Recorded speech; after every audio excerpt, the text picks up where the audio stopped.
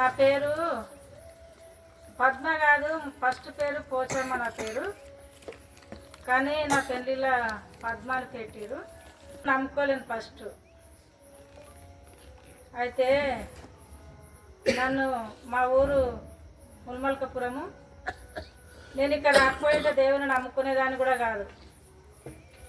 నన్ను ఇక్కడ దేవుడు తీసుకొని వచ్చాడు నన్ను. నేను ఇక్కడ వచ్చినాకనే దేవుని నమ్ముకున్నా.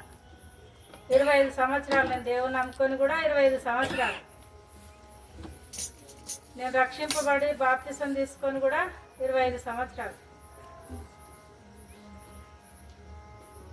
రక్షింపబడక ముందు నేను ఇప్పుడు అన్న చెప్పినట్టుగా నేను అనేకమైన మాటలు మాట్లాడేదాన్ని. నేను మొగోళ్ళను కూడా కొట్టిందాన్ని. ఆడపిల్లలు కూడా నన్ను ఏమి అంటే కూడా నేను ఊరుకోలేను. వాళ్ళని కూడా కొట్టినా నేను.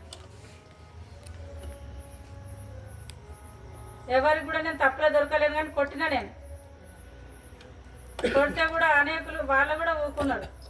మా తప్పున్నది కొట్టిందని వాళ్ళు కూడా ఊరుకున్నారు. అనేక బూతులు తిట్టేదాన్ని నేను కూడా. అవన్నిటి నుండి దేవుడు నన్ను విడిపించిండు. నాకు సమాధానం ఇచ్చి నాకు చాలా కోపం. నన్ను ఏమి అంటేనే నాకు చాలా కోపం. అసలు దానికి నాకు సమాధానం ఇచ్చిండు దేవుడు. నాకు నెమ్మదిని ఇచ్చిండు. దేవుడు నమ్ముకున్నాకనే నాకు సమాధానం ఇచ్చిండు. అయితే మా పరిస్థితులు చాలా ఘోరమైన పరిస్థితులు. అనేకమైన శ్రమలు నాకు కూడా. అన్ని శ్రమల్లో కూడా దేవుడు సహాయం చేస్తూ వచ్చాడు. మొన్నటి విషయంలో కూడా మొన్న నెల కింద కూడా నేను చాలా బాధపడ్డా. మోషన్స్ వాంతులతో చాలా బాధపడి గవర్నమెంట్ హాస్పిటల్ కూడా నేను అడ్మిట్ అయినా. వారం రోజులు ఉన్నా అక్కడ. అయినా మోషన్స్లు తగ్గలేవు, వాంతులు తగ్గలేవు. తగ్గకపోయేసరికల్లా ఏం చేసినా నేను ఉండినంటే నేను చనిపోతే ఇక. నాకు ఈ మోషన్స్ తగ్గాయి, వాంతులు తగ్గాయి, నేను చనిపోతాయి ఇక. నేను మందిరం కోవాలని నా మనసు. మందిరం కోవాలని మనసు పుట్టి ఏం చేసినంటే ఇక డాక్టర్ అమ్మ వచ్చింది. ఒక అబద్ధం చెప్పిన, అమ్మ నాకు తక్కువ అయిపోయినాయి, వాంతులు తక్కువైనాయి, మోషన్స్ కూడా నాకు తక్కువ అయిపోయింది, నేను ఇంటికి పోతామ్మా, నాకు మంచి మందులు రాసి అని చెప్పిన. సరే అమ్మా పోతావా నువ్వు అని ఆమె కూడా అడిగింది. అంటే పోతామ్మా అన్న. అంటే నాకు మందులు రాసి ఇచ్చింది. ఇంటికి వచ్చినాక తానం చేసుకున్నా, పండుకున్నా. నాకు ఎక్కడ శుద్రాస్తలేదు ఇక. ఫుల్ వర్షం. అయితే సేవకునికి ఫోన్ చేయమని చెప్తే చేసిండ్రు.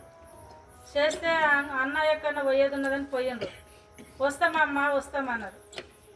అయితే వస్తామన్నాక ఇక ఇంకా నాకు ఇక చాలా శుద్రాస్తలేదు ఇక. మనం బోధం పండి అన్నాక ఇక మా చిన్న కొడుకు పెద్ద ఆయన ఇక అందరు తోలుకొని, నా బిడ్డ కూడా ఉండే, తీసుకొని ఆటోలో తీసుకొని మందిరం అదే వర్షంలో పోయినాం ఇక. పోయినాక ఇక అన్న కూడా ప్రార్థన చేసిండు.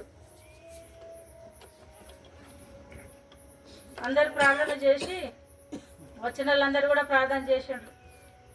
సుదాసు వచ్చిండు, సామేలు వచ్చిండు, వీళ్ళందరూ ప్రార్థన చేసిండ్రు.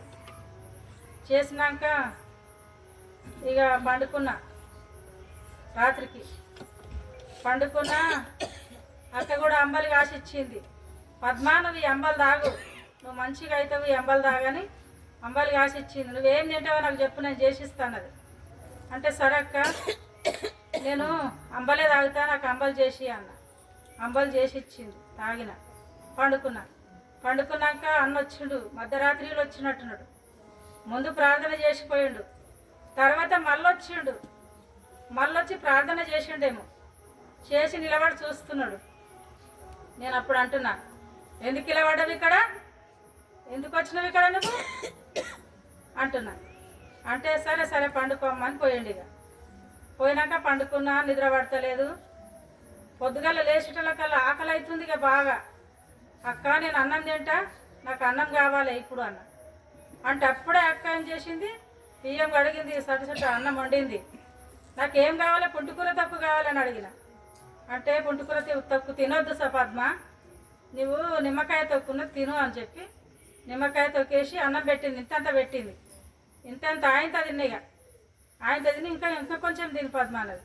అంటే నాకు సాలిగా ఇంతకే అన్నాక నీకేం కావాలనో నేను అది చేసి పెడతా నీకు. నువ్వు తల్లి లేదనుకోకు, నీ తల్లి లేని లోటు నేను తీరుస్తా, నేను తల్లిలాగానే అనుకో నువ్వు అని చెప్పింది. సరే అక్క అన్న. అంటే ఇక నాకు అంబలి కాసి ఇచ్చింది, పండ్లు కూడా జామ పండ్లు ఇచ్చింది, కోసి ప్రార్థన చేసిస్తున్న పద్మ నువ్వు తిను అని ఇచ్చింది. తిన్నా, పండ్లు తిన్నా, అంబలి కాసి ఇచ్చింది, తాగినాక ఆదివారం ఆ రోజు ఇక తెల్లారితే ఆదివారం శనివారం పోయినా. ఇక ఆదివారం అక్క నేను తానం చేసుకొని వస్తా ఇంటికాడ అన్న. సరే చేసుకొని రమ్మని చెప్పింది. వచ్చిన ఇంటికి తానం చేసుకొని మళ్ళా పోయినా. శాత కాలేదు అసలు నాకు, కానీ మళ్ళా పోయినా. మళ్ళా పెట్టలకల్లా మంచిగా అయినా పోయినా. పోయి ఇక ఆరాధన అయిపోయింది. అక్కోళ్ళ బిడ్డే వాళ్ళ మనమరాలది పుట్టినరోజు కూడా ఉండే దినం. ఇక పుట్టినరోజు అయిపోయింది. ఇక నేను పోతా అక్క ఇంటికి అన్న. బాగా చలిపెడుతుంది మందిరంలో, వర్షం పడుతున్నది. ఇక నేను పోతా అక్క అంటే అక్క అన్నది, పద్మ ఈరోజు నైటుకుంటే బాగుంటుండే కదా ఈరోజు ఇక్కడ అన్నది. అంటే నేనన్నా అక్క నేను ఇంటికి పోతా అన్న. అని ఇంటికి వచ్చినాక మంచిగా అయినా, కొంచెం మంచిగా అయినాక మళ్ళా మోసెన్స్ వాంతులు.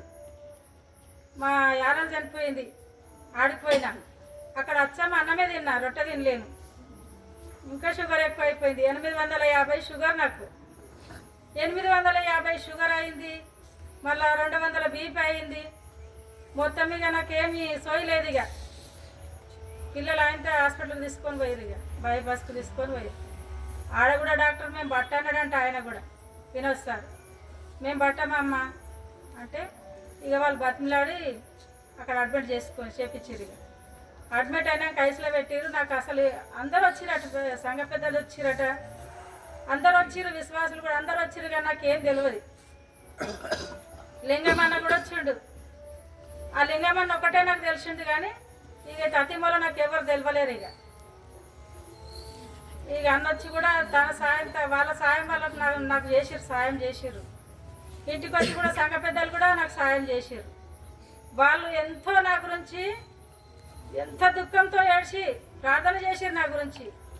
అనేకులు అక్కలు, చెల్లెళ్ళు, అమ్మలు, అన్నలు అందరూ కూడా, తమ్ముళ్ళు కూడా నా గురించి ఎంతో ప్రయాసపడి ప్రార్థన చేసిర్రు.